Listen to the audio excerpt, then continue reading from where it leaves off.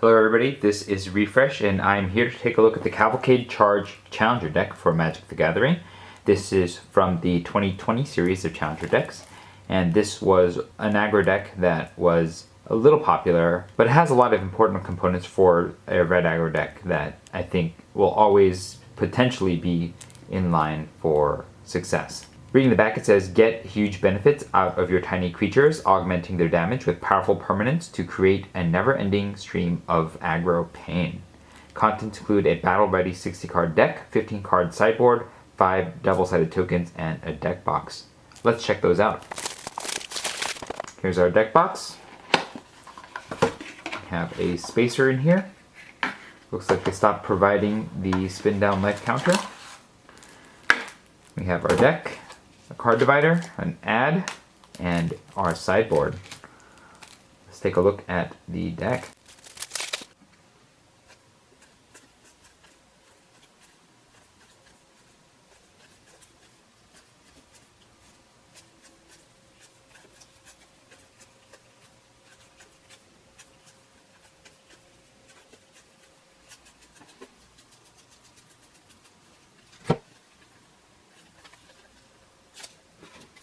Now for the sideboard.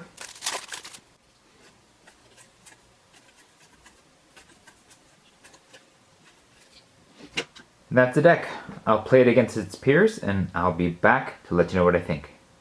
So I had a chance to play with this deck and I have some thoughts. The first thing is that yes, as the box says, this is an aggro deck and its plan is really straightforward. As the title of Cavalcade Charge suggests, this is a deck about Cavalcade of Calamity, and basically what it does is it piles on a lot of damage using Cavalcade of Calamity and these 1-drops, because whenever they attack they do 1 extra damage. And then what you're doing is eventually you're going to get to a point where you can attack and either throw down the Embercleave, which will cause one of the creatures to hit really hard, or if you can cast Torbrand, then Redfell, and if that lands, every single damage source would deal 2 extra damage. So these guys will deal +2 damage, plus the Cavalcade will deal +2 damage, which means that a pile of damage is going your opponent's way. If you like just punching your opponent in the face with creatures turned sideways, this is a deck for you. There are also a few other cool things in the deck that really help it to work well, and one of which is the Bonecrusher Giants, which are not just creatures that are 4/3s that are painful for your opponents to directly target because they deal 2 damage to them. And again, Torbrand will cause them to deal 4 damage to them, or 6 damage if they're just swinging and hitting. But they also have a Stomp ability on the adventure side, which basically is a shock for 2 mana that you can also cast at instant speed.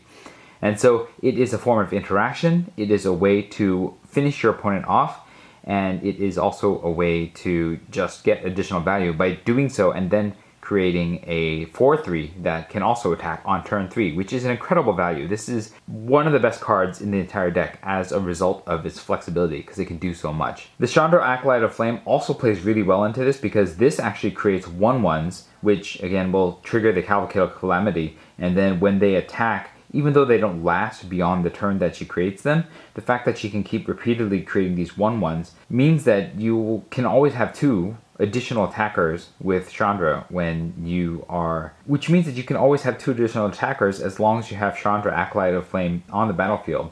And so that's also a really good plus. Finally, there's the Runaway Steamkins, which are the other most notable card in the deck. What the Runaway Steamkin does is the Runaway Steamkin lets you literally run away with casting spells, because your cards are so cheap. Once you have a few lands down, you can cast multiples, and what it does is it gets bigger and bigger, which is already a plus, but you can remove 3+1/+1 counters to get 3 mana.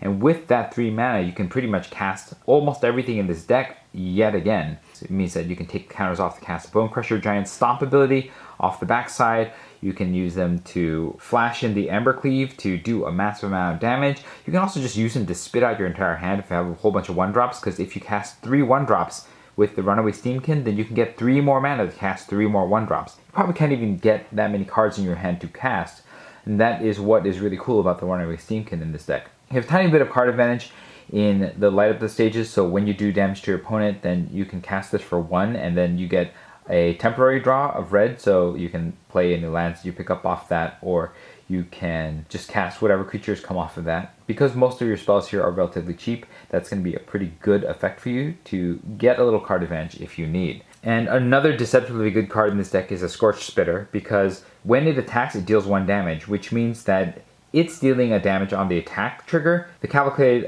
Calamity is dealing a damage on the attack trigger as well. It's 2 separate sources. And then Scorched Spitter is a 3rd separate source of damage on the combat phase. And so what you're going to do if you have a Torbrand Thane of Redfill is that Scorched Spitter plus Cavalcade of Calamity will actually deal 6 damage on the attack. And so this is a wonderfully aggressive deck. It also takes advantage of Castles of Embereth because you already have just a stack of mountains. So this is almost a free include. There's only a few of them because you really don't want it to be one of the lands you have to play on turn 1. But then you can just power up your creatures to do even more damage post-attack phase. The only card here that I think that is just okay is the Rimrock Knight, and that's just because it's a 3/1 that can't block. And not that this deck is really trying to block, but I feel like there's probably got to be a better card in this standard format than the Rimrock Knight in this deck. But I think that this is probably the closest thing to a fully formed meta deck that I have seen in all of these challenger decks. And, I mean, granted, the mono red decks are usually the least expensive, so it makes sense that it's like that, but pretty cool. The sideboard doesn't do a whole lot. There are additional ways to get 1/1 creatures if you need them. There's more interaction in the form of Slaying Fires and Shocks so that you can deal with like problem utility creatures, or if there are bigger creatures, you have the Slaying Fire. This deck can't handle the biggest creatures that well, so perhaps if a deck is able to ramp and you are not able to get your damage plan going really quickly, then you may get stalled behind a board of big creatures, but there's not a whole lot you can do about that. And so hopefully, you know, your Bone Crusher Giant plus Torbrand can get you through that. And then there are these Experimental Frenzies, which give you the capacity to turn this deck into even more card advantage. So I'm not 100% certain what you're supposed to put this in against, but it does seem to be a way to get way more card advantage. Maybe it's a card that you want against control or something, so that you can still rebuild if they do a board wipe or something like that. Anyway, if you like aggro decks and you like hitting your opponent hard, this is a deck that can and will do it. And so that is what my thoughts are about Cavalcade Charge. If you had a chance to play with this deck a bit, let me know what your thoughts were in the comments below. If you found this video helpful, hit the like button. If you'd like to see more of my videos, you can hit subscribe. This was Refresh. Thanks for watching, and I will see you next time.